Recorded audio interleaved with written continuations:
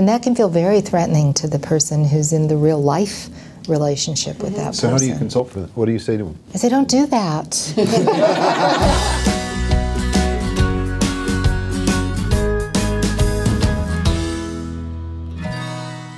So very often when couples break up, they still stay connected to each other through technology. So it could be Facebook or texting or, you know, whatever it might be. But this connection that they don't break, it impedes their ability to really move on. So let's talk a little bit about that. How does staying technologically connected to an ex, and I'm not talking about friends with benefits, I'm just staying connected. How does that affect their ability to find a new loving relationship? Well, let's be completely honest. If you have not cleaned out the space to have something new come in, that new thing cannot come in. And whether you are Facebook, whether you're tweeting, or your friends are, you know, friending you on something else with something, you are not making a clean break.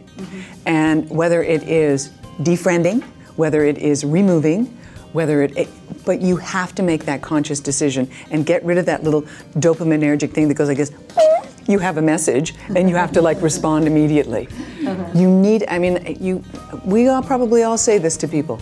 Unless you make a space for someone to come into, something new can't arrive.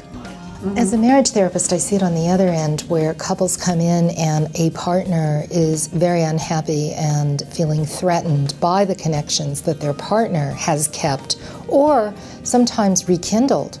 You know, things that have been over for a long time, but now you can search anybody and find them, and now all of a sudden you're in a conversation about the good old days. And that can feel very threatening to the person who's in the real life relationship with that person. So how do you consult for that? What do you say to them? I say, don't do that. That's wrong. Yeah, just stop it. You know, well, it's interesting because it goes to the whole definition of what constitutes an affair. You know, we no longer draw the line at affairs have to be sexual acting out. There's emotional affairs. There's maybe even technological affairs where I believe that anything that, like there's a circle around a couple and that's how the energy stays in. And any exit door that's open, where the energy leaks out, the intimacy leaks out, the emotional connection leaks out, is a threat to that primary relationship. And so I coach people to examine those exit doors and close the energy leaks in their relationship. And I think this particular issue, Melanie, is absolutely a relational energy leak.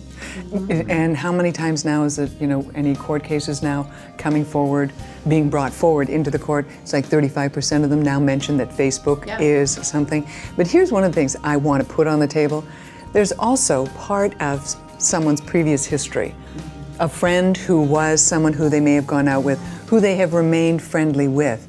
If those boundaries are healthy and the person is respectful of those boundaries, then I don't think people have to like eviscerate previous friendships and things, but we all know when things can like cross that line.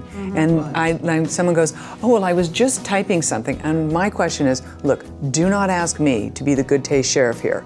But bottom line is, would you say that in front of your partner? If they were sitting right beside you, would you let them see that? Well, so I think the answer is if the answer is yes, that's fine. And you know they're willing to express that and say, sure, I would, and this is how I feel about you. That, you know, I'm not crossing any lines here. Then you've got everything out on the table. But I think the issue is that's so important, and it's kind of like when you say stop it, is that there's a point when any relationship ends that you really do need to give yourself time to heal, give the other person time to heal, or just, you know, shift back into your own life, running the life that you want, where you're clear about what your own needs and desires are, and they're not impacted by your ex still kind of being in the picture. And you know, I totally believe that you can come out of a relationship and end with and have a really great friendship with an ex-partner. But I really also believe that you need that period of separation, a clean separation. I mean, is it natural for us to have this sort of hook back and forth with an ex when we're breaking up? You know what I mean? Like, I can say anecdotally, I see it all the time.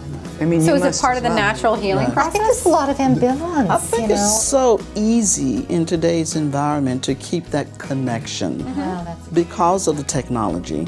In the past, if you were going to, say, keep an ongoing relationship, then it was face-to-face. Right. And now we can just say, okay, let's look the person up on Facebook. It is, Oh, you're right. It right, is and easier. so we have the phone number. How many of us change our phone numbers when our relationships change? None of us. Yeah. And so the person just start, tweeting you, just thinking about you. So I'm sharing with you. How harmful is that? It sounds like for the breakup, it's really imperative that people take that step for themselves to break up with their ex and to get them off all their technology so they can go through that grief cycle and actually, get on with their life. Yeah.